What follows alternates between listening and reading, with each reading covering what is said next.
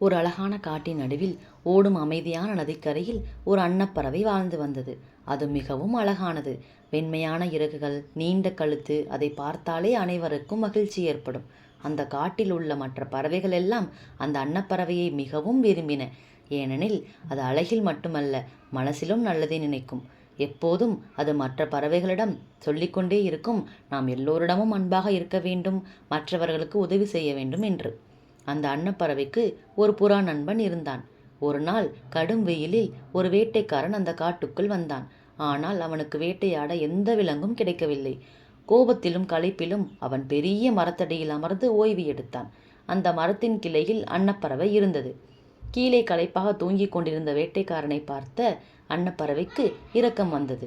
அவன் வேட்டைக்காரன் என்றாலும் இப்போது அவன் மிகவும் களைப்பாக இருக்கிறான் என்று நினைத்தது. அது மெதுவாக தனது சிறகுகளை அசைத்து அவனுக்கு குளிர்ந்த காற்றை வீசியது.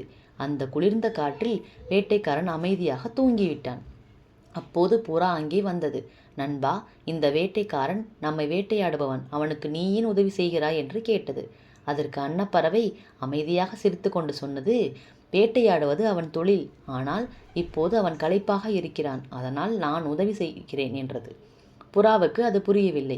அது சிரித்து கொண்டே கீழே பறந்து சென்று தூங்கிக் கொண்டிருந்த வேட்டைக்காரன் முகத்தில் எச்சம் போட்டுவிட்டு பறந்தது. முகத்தில் ஏதோ விழுந்ததால் வேட்டைக்காரன் திடீரென்று விழித்தான். மேலே பார்த்தான். அங்கே அன்னப்பறவை மட்டும் இருந்தது. கோபத்தில் அவன் அம்பை எடுத்து அன்னப்பறவையை நோக்கி எய்தான். பாவம், நல்ல மனசுள்ள அந்த அன்னப்பறவை கீழே விழுந்து உயிரிழந்தது. தூரத்தில் இருந்து இதை பார்த்த புறாவுக்கு மிகவும் வருத்தமாக இருந்தது.